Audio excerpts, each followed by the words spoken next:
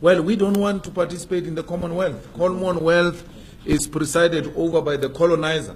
And to allow the colonizer to preside over the former colonies is actually to allow the perpetuation of colonialism, which comes in a different, sophisticated manner. So we're not going to allow that.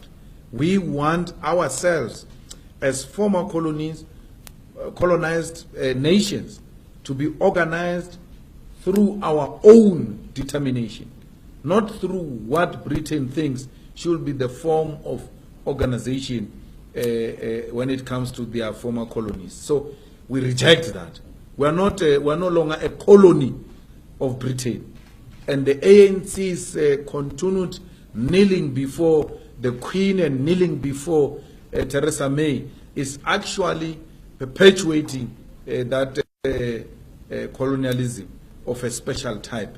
And that type of respect we give to the colonizer is the one that perpetuates white supremacy and white arrogance.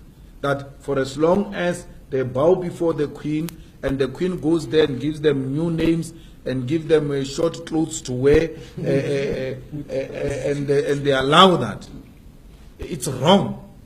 I mean, we still have judges in Kenya, in Zimbabwe, wearing wig, blonde wigs.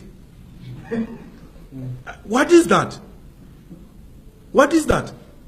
And including some scholars who are lawyers, they are wearing those things. They still wear those things and come and lecture us about decolonization wearing a wig.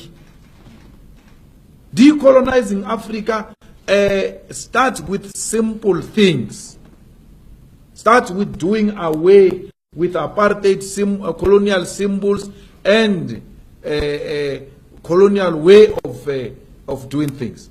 It must, we must, and even if it's not our generation, generations to come, we must have a language that unites Africans, like Swahili. If Swahili can be developed and it become a continental language, and then we do away with speaking to each other in English. Because that's what colonizers did. Divided us, made sure that we don't have a common language to communicate amongst ourselves, and then we use their language to communicate so that they can hear everything we say. So we need to do away with that. If we want Africa, which will be an equal competitor with the West and America. So it is through small things that will realize a total freedom of Africa, not only South Africa. I was very worried with those judges in Zimbabwe. Even our judges here, they wear those green things. I don't know what do these things represent. What is that? What symbol? When you're wearing this thing, you can only think when you're wearing a wig that looks like the hair of white people. You're actually wearing white brains. The reason you think properly is that wig, according to colonialism. And then revolutionaries like ZANU-PF allows that to continue in Zimbabwe. They allow that to continue in Kenya. Well, Kenya, of course, is something different. I don't think there is a total independence there. America has got a huge interest in that affair, in that arrangement of Kenya. But everywhere else in the continent, we need to start doing away with those things. And pulling out of Commonwealth is one of the things we need to do to realize a complete sovereignty for South Africa. We must not be scared to say that. We must be hated. It might not happen now, but that is what we're envisaging for the future of South Africa. It might not be realized in our lifetime, but those who are coming after us should know what we stood for. We were anti-colonial, anti-imperialist, and therefore anything that represented imperialism and colonialism we reject. In the same way we reject Trump, in the same way we reject Theresa May, we reject everything that represented. When we said roads must fall, we meant exactly that we need to do away with symbols that, represent colonialism. As we speak now, the EFF doesn't participate in the Commonwealth Parliament Forum. We don't. We don't. The EFF refuses to participate in multinational organizations that have got close links, relations with imperialism. We refuse. We don't. We don't do that. And our going to London, talking to business people in London, talking to business people in America, everywhere else, it's not talking to imperialism. It's talking to individual potential investors. The same thing we can do in Nigeria. The same thing we can do in Kenya. We need a borderless continent. We need a continent with one currency. We need a continent with one parliament, which has got teeth and it will bite and hold the executives in countries accountable. And ultimately, we need one African president. We need United States of Africa.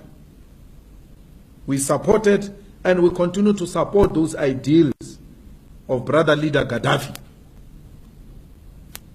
We are following in the footsteps of those leaders. We are not saying they were perfect, some of them, but there are a lot of teachings that come from our leaders in the continent which we can follow because we think they will unite us. This thing was the one thing called Africa. This was one thing. It was divided by colonizers. These borders are artificial borders imposed on us by colonizers. Why do you want to behave like you are owning colonizers' properties? These borders are colonizers' properties, not ours.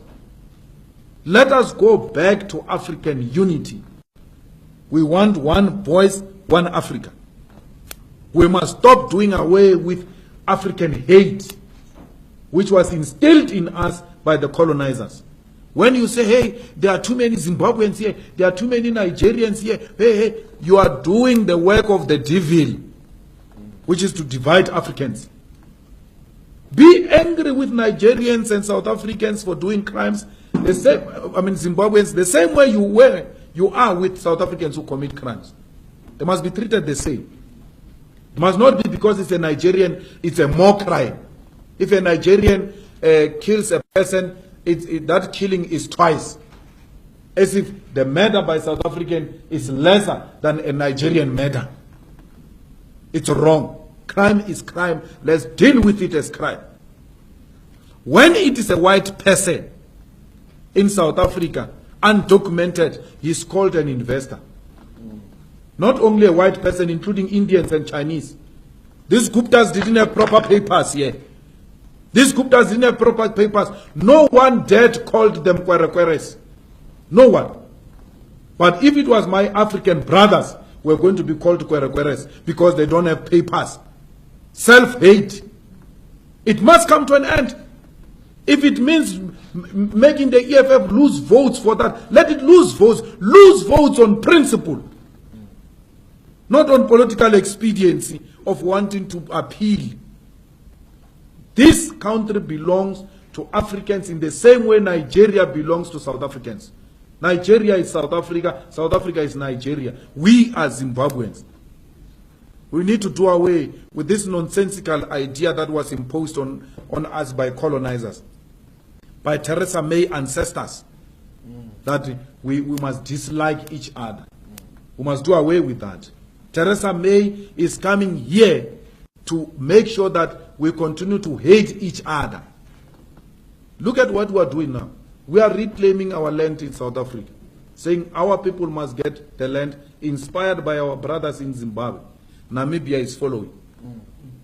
Let the whole of African continent follow and reclaim our land. That's how we are going to gain our independence. And through the ownership of the continental land, we shall then have a true one South Africa. We are unable to unite because we are divided along colonial lines, Francophones and Anglophones. We need to do away with that. We need to love our African brothers in America when they are being slaughtered, in London when they are being slaughtered. They need to know that we love them here in South Africa. They remain our brothers. Love each other everywhere else where you find one another. Protect each other, Africans, because we are in the receiving end of capitalism. Capitalism inherently, it is racist. That's why it's targeting blacks everywhere else where blacks are found. So we need to do away with that. We need and Commonwealth is actually one of the institutions that perpetuate African divisions. We need to strengthen African Union. We need to strengthen African Parliament. We need to strengthen African judicial system. We need to trial tyrants here in Africa. We need to trial and jail dictators here in Africa through our own African judicial system.